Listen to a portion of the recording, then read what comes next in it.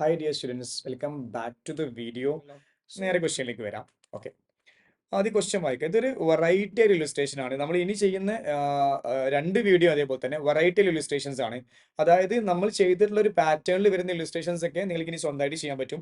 So അതൊക്കെ നിങ്ങൾ സ്വന്തമായിട്ട് തന്നെ എന്ത് ചെയ്യുക ചെയ്യുക. അതിലൊന്നും പ്രത്യേകിച്ച് ഒരു ഗെയിം ആക്ച്വലി ഇല്ല.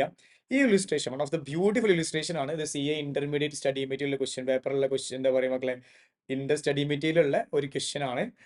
മാത്രമല്ല നമ്മൾക്ക് തന്നിരിക്കുന്ന ആ ഒരു ട്രഡീഷണൽ സ്റ്റൈൽ ഒന്ന് ബ്രേക്ക് ചെയ്തിട്ട് വേറെ എന്തൊക്കെയോ രൂപത്തിൽ ജസ്റ്റ് ഇങ്ങനെ ക്വസ്റ്റിനെ ഡ്രാഫ്റ്റ് ചെയ്ത സ്റ്റൈൽ ടോട്ടലി ചേഞ്ച് ചെയ്തിട്ടുണ്ട്. അത്ര മാത്രമേ ഉള്ളൂ. ഇൻഫർമേഷൻസ് എല്ലതും അവിടെ ഉണ്ട്, ചെയ്യുന്ന രീതികളൊക്കെ പഴയ പോലെ തന്നെയാണ്. പക്ഷെ ഒന്ന് രണ്ട് അഡീഷണൽ അഡ്ജസ്റ്റ്മെന്റ്സും കൂടി നമ്മൾ ഡിസ്കഷനിലേക്ക് കൊണ്ടുവരുന്നുണ്ട്. That's all. Okay, anyhow let's move to problem. ആദ്യം നമ്മൾ എപ്പോഴും ചെയ്യുന്ന പോലെ തന്നെ let's read the question beautifully.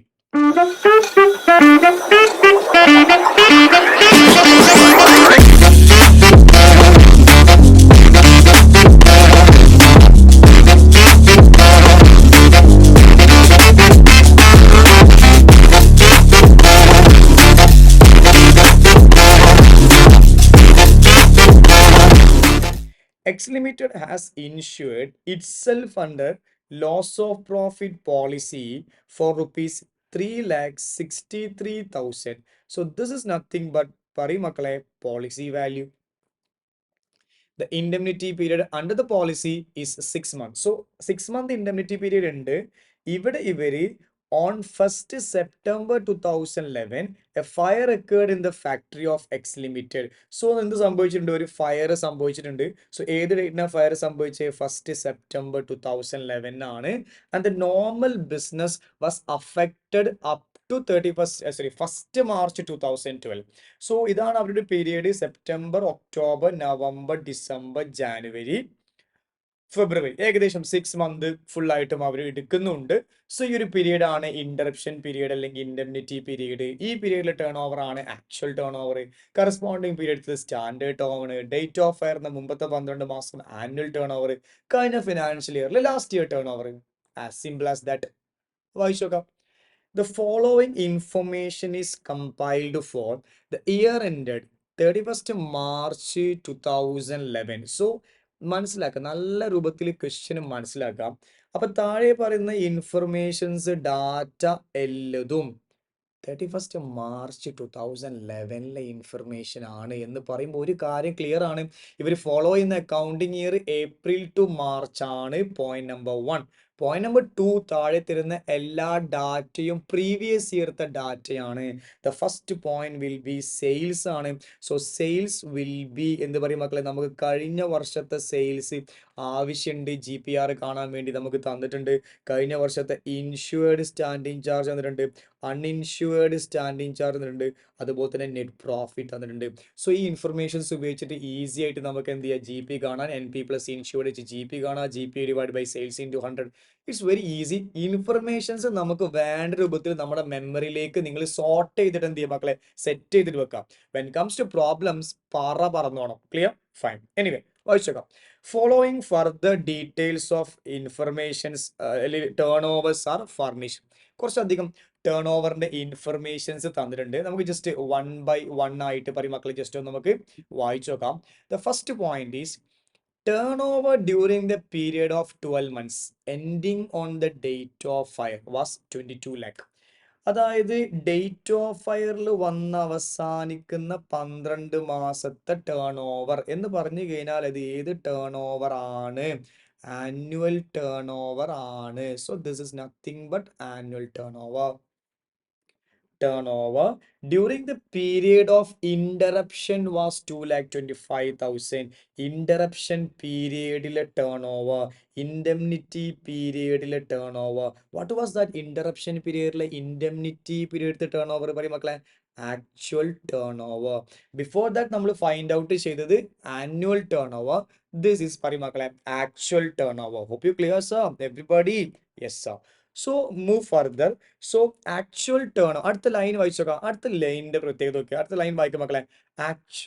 Actual turn over during the period from 1/9/2008 to 1/3/2009. അതായത് കഴിഞ്ഞ വർഷം ഇതേ സമയം നടന്നിട്ടുള്ള ടേൺ ഓവർ. പക്ഷെ ഈ ടേൺ ഓവറിനെ അവര് ആ ക്രിസ്ത്യൻസിന്റെ സ്റ്റേറ്റ്മെന്റിൽ വായിച്ചു നോക്കാം മക്കളെ. It is actual turn over during the period from 1/9/2008 to 1/3/2009 എന്നാണ്. ഈ ആക്ച്വൽ ടേൺ ഓവർ എന്ന ടെർമിനോളജി യൂസ് ചെയ്തിക്കണ് എന്ന് വിചാരിച്ചിട്ട് അതൊരു ആക്ച്വൽ ടേൺ ഓവർ ആവണം എന്നുണ്ടോ എന്ന് ചോദിച്ചാൽ ഒരിക്കലും. ഇത് ആൻസർ ഈസ് നോ.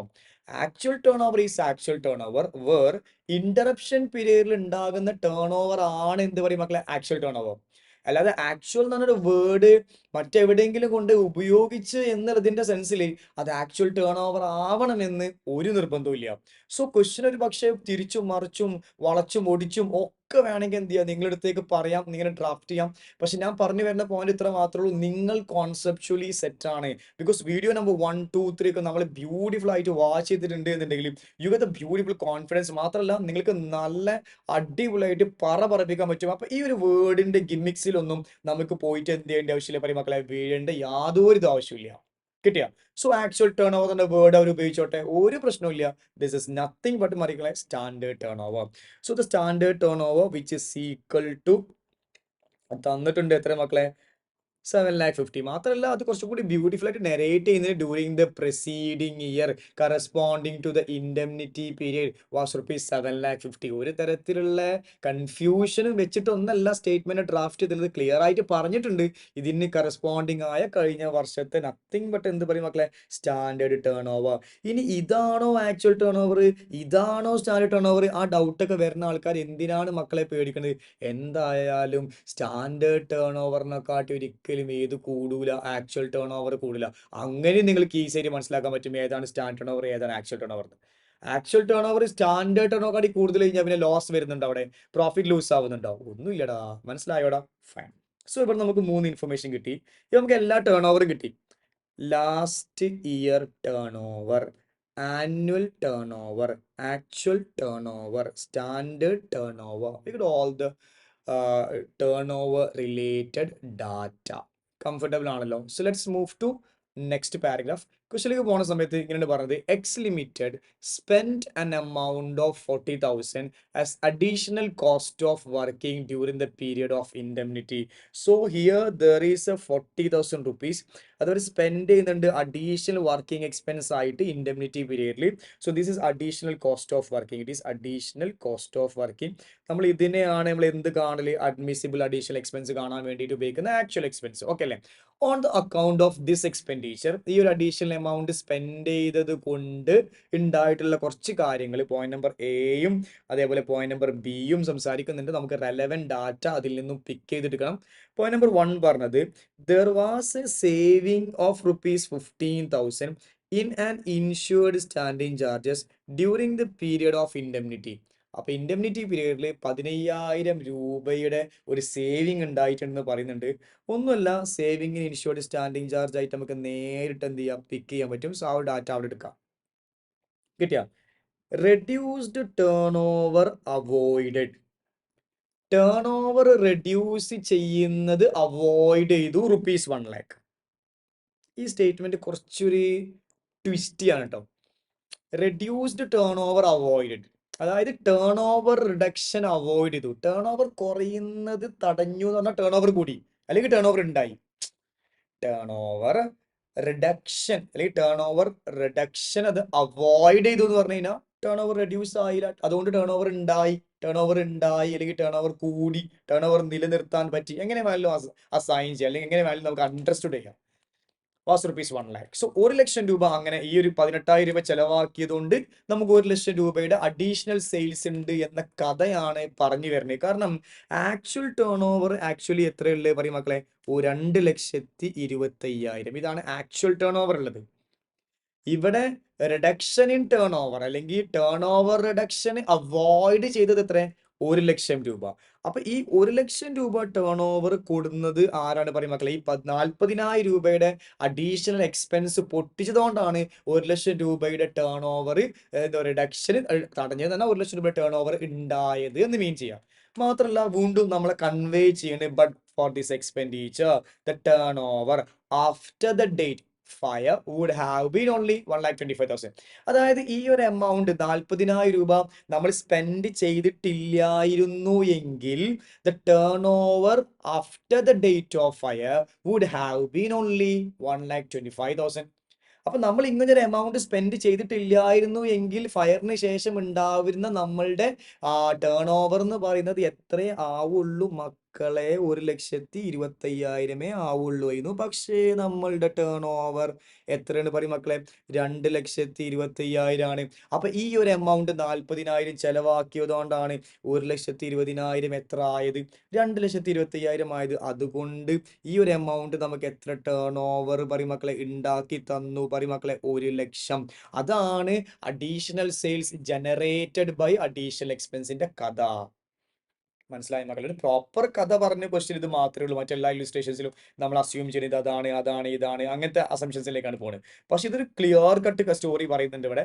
ഈ ഒരു എമൗണ്ട് സ്പെൻഡ് ചെയ്തിട്ടില്ലായിരുന്നു എങ്കിൽ after the fire the sales would have been only 1,25,000, but the sales will be only 2,25,000. So the difference is actually earn ചെയ്തതാണ് ഈ ഒരു എമൗണ്ട് സ്പെൻഡ് ചെയ്തുകൊണ്ട്.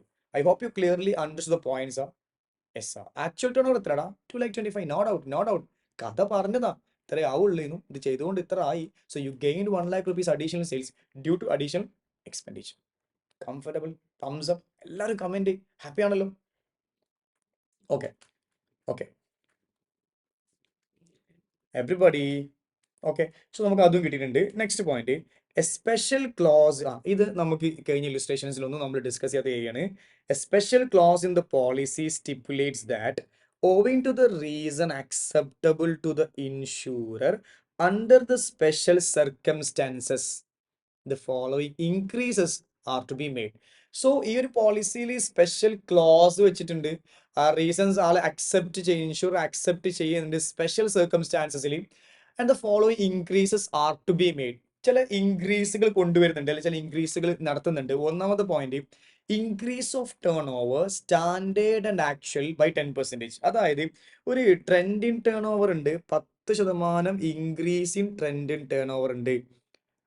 10% ഇൻക്രീസ് ഇൻ പറയും മക്കളെ ട്രെൻഡ് ഇൻ ടേൺ ഓവർ ഉണ്ട്. That's it.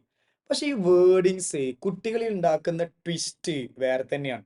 കാരണം കുട്ടികൾ ഇത് വായിക്കുന്ന സമയത്ത് ഇങ്ങനെ increase of turnover standard and actual by 10% എന്ന് പറയുമ്പോൾ കുട്ടികൾ പോയിട്ട് സ്റ്റാൻഡേർഡ് ടേൺ ഓവറും ഒരു 10% കൂട്ടി കൊടുക്കും, ആക്ച്വൽ ടേൺ ഓവറിലും 10% കൂട്ടി കൊടുക്കും. ഞാൻ മുമ്പത്തെ വീഡിയോസിൽ ക്ലിയർ ആയിട്ട് അണ്ടർലൈൻ ചെയ്ത് നോട്ട് എഴുതി വെക്കാൻ പറഞ്ഞിട്ടുള്ള ഒരു point, wherever an increase in trend in turn over, അത് ചെയ്യേണ്ടത് 2 ടേൺ ഓവറിന്റെ മേലെയാണ്. ഒന്ന് സ്റ്റാൻഡേർഡ് ടേൺ ഓവറിന്റെ മേലെ, 2 ആക്ച്വൽ ടേൺ ഓവറിന്റെ മേലെ.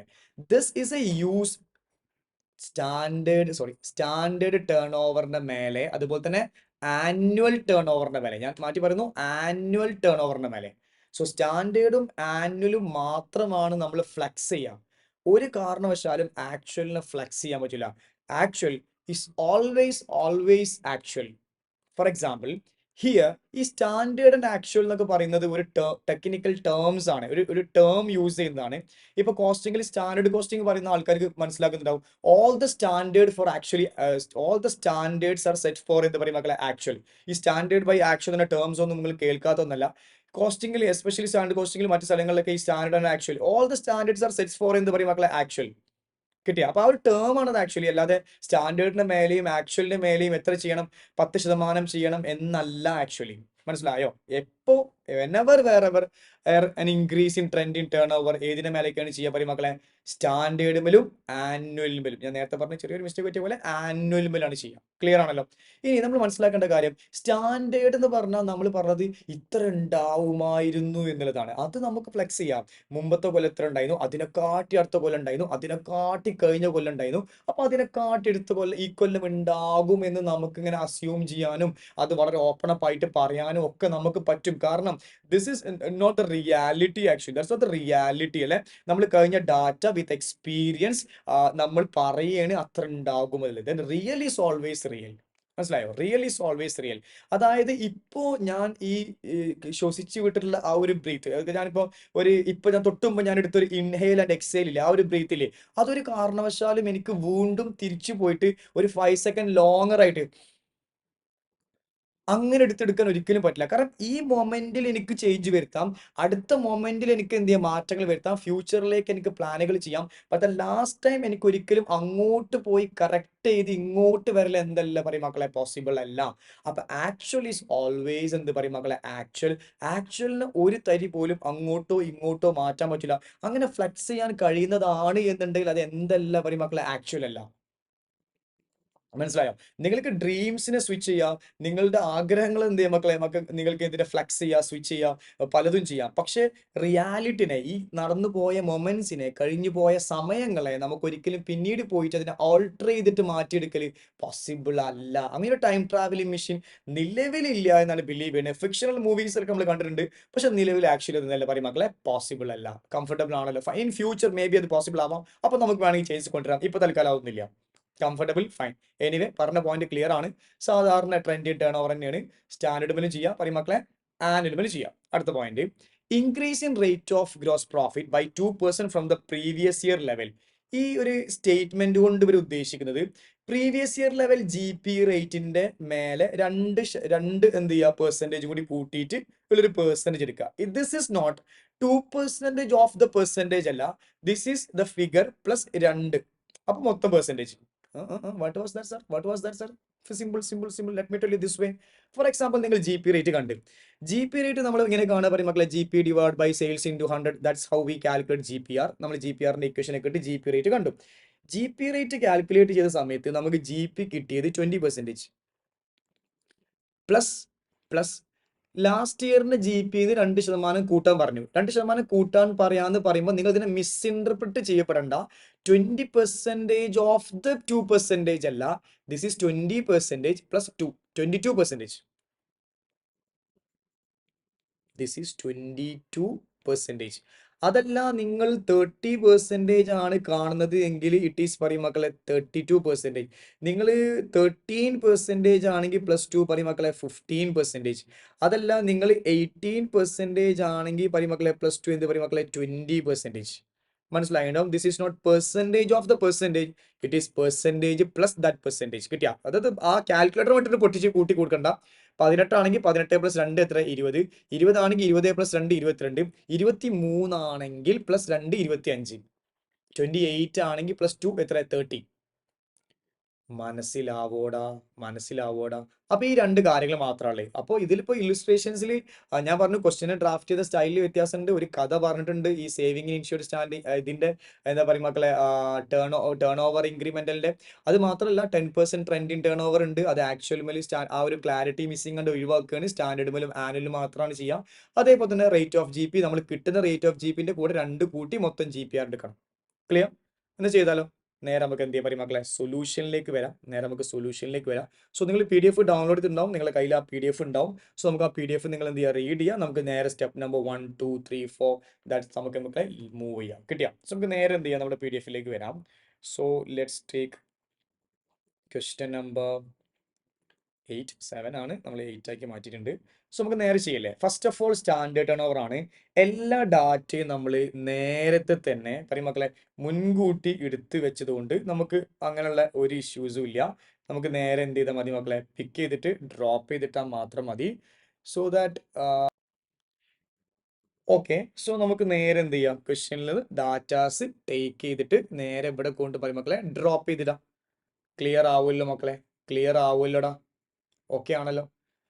ഓക്കെ. സോ ഫസ്റ്റ് ഇൻഫർമേഷൻ ആയിട്ട് ഫസ്റ്റ് നമുക്ക് വേണ്ടത് സ്റ്റാൻഡേർഡ് ടേൺ ഓവർ ആണ്. So in this question we have standard turnover which is equal to എത്ര മക്കളെ നമുക്ക് സ്റ്റാൻഡേർഡ് ടേൺ ഓവർ തന്നുള്ളത്? Standard turnover is equal to 7,50,000 ആണല്ലോ മക്കളെ. സോ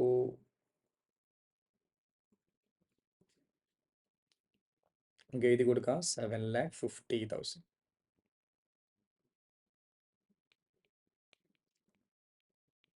പിന്നെ ടേൺ ഓവർ ട്രെൻഡ് ഉണ്ട് 10%. 7,50,000.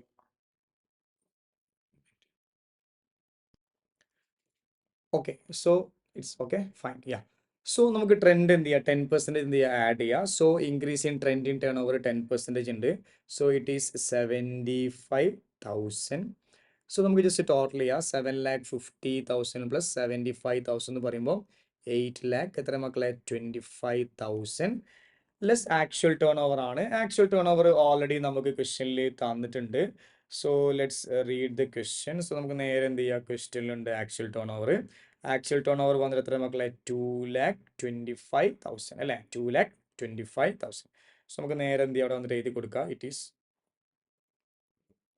2,25,000.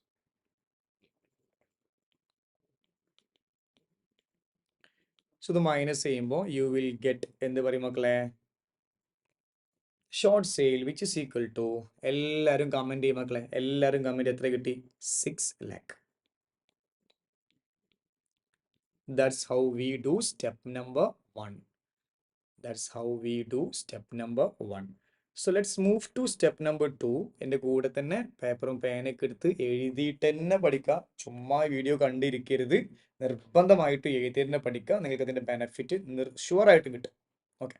Step number 2, calculation of GP on short sale. So let's move to GP on short sale. First of all, നമ്മൾ കാണുന്നത് എന്താണ് പറയും മക്കളെ short sale into GP divided by 100 എന്നുള്ളതാണ്.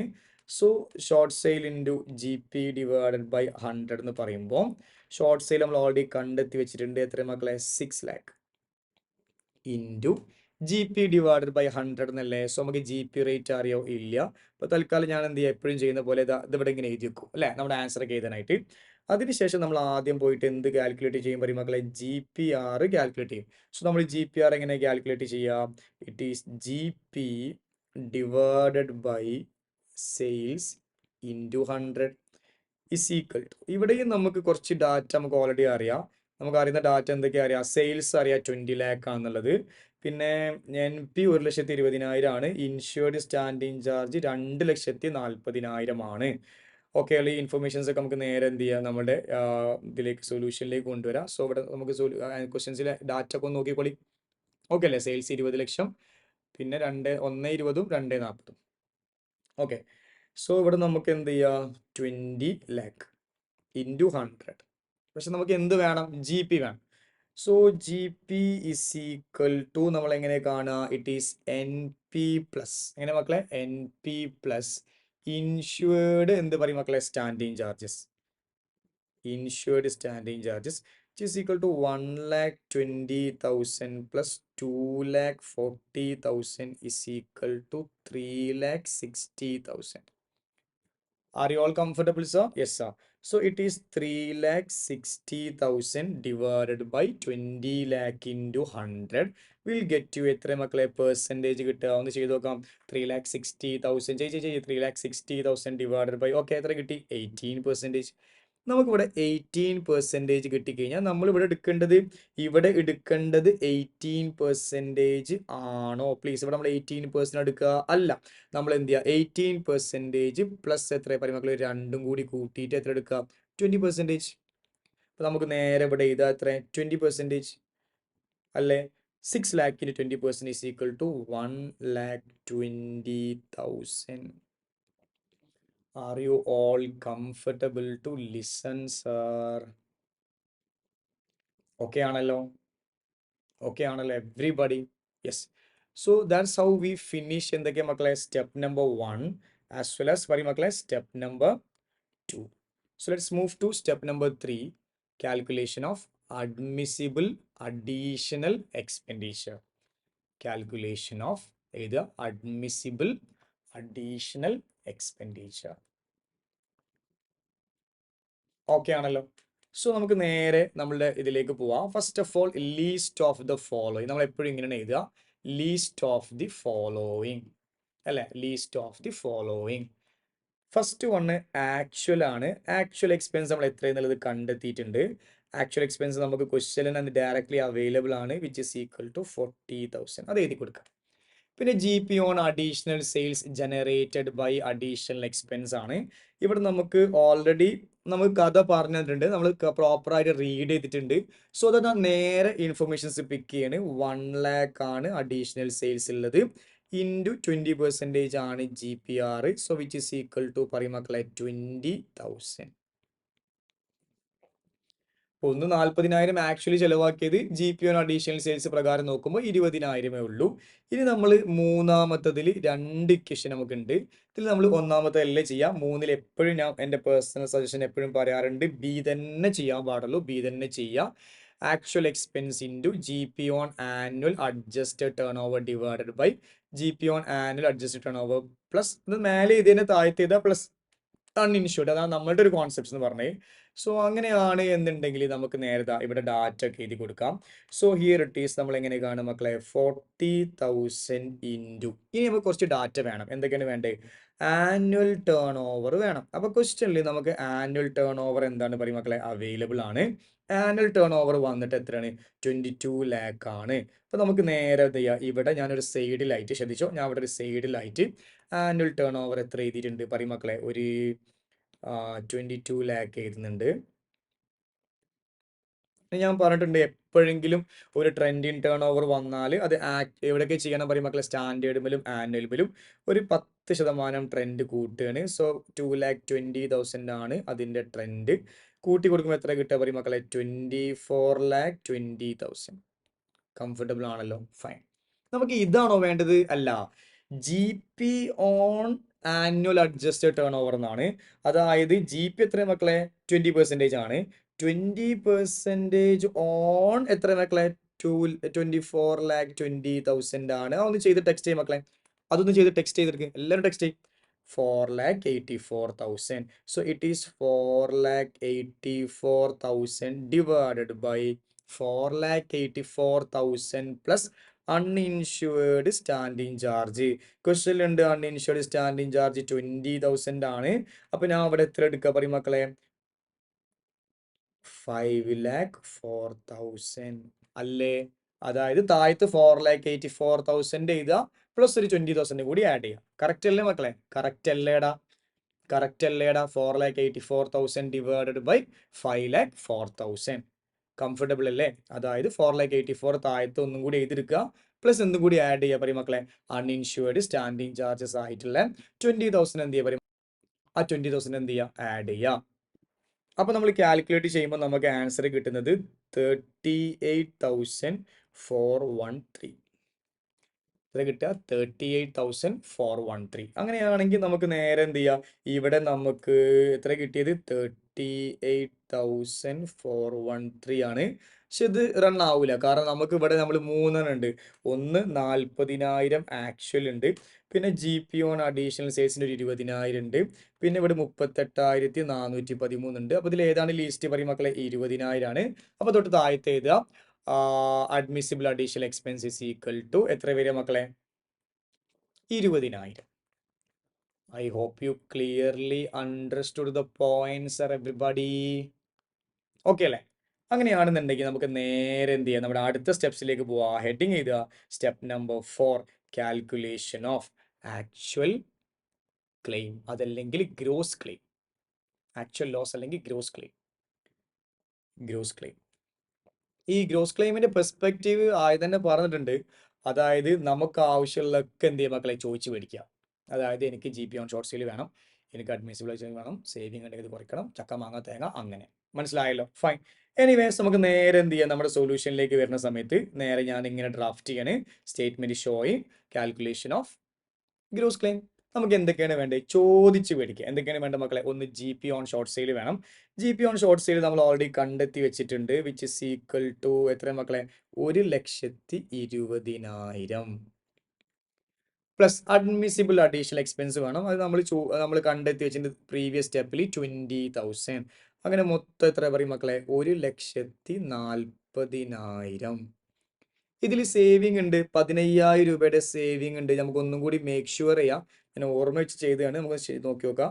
സേവിങ്ങിന് ഇൻഷുർഡ് സ്റ്റാൻഡിങ് ചാർജ് കറക്റ്റ് ആണ്. 15,000 നമുക്ക് എന്തുണ്ട്? സേവിങ് ഉണ്ട്. ജസ്റ്റ് അതൊന്ന് മൈനസ് ചെയ്യുക. ദെൻ യു വിൽ ഗെറ്റ് എത്ര പറയും മക്കളെ? 1,25,000. കംഫർട്ടബിൾ ആവൂലേ? കംഫർട്ടബിൾ ആവൂലേ? That's how we do step number 4. So once question ഒരു ക്ലാരിറ്റി വന്ന്, കോൺസെപ്ഷ്യൽ ക്ലാരിറ്റി വന്നു കഴിഞ്ഞാൽ പിന്നെ ഇല്ലുസ്ട്രേഷന് പറക്കാൻ പറ്റും കേട്ടോ. പറക്കാൻ പറ്റും. അപ്പൊ നമ്മളൊരു വീഡിയോ ആയതുകൊണ്ടാണ് ഇത് ഇത്രയും ഡീറ്റെയിൽ ആയിട്ട് പറഞ്ഞു തരുന്നത്. നിങ്ങൾ ഇനി പഠിച്ച് സെറ്റ് ആയതിനു ശേഷം ചെയ്യുമ്പോൾ പറപ്പിക്കണം. 8 മാർക്കിന്റെ ക്വസ്റ്റൻ ആണോ 10 മിനിറ്റിന് മേലെ എടുക്കാതെ പറപ്പിച്ചോളണം. Okay, so let's move to another step. Step number പറയും മക്കളെ 5.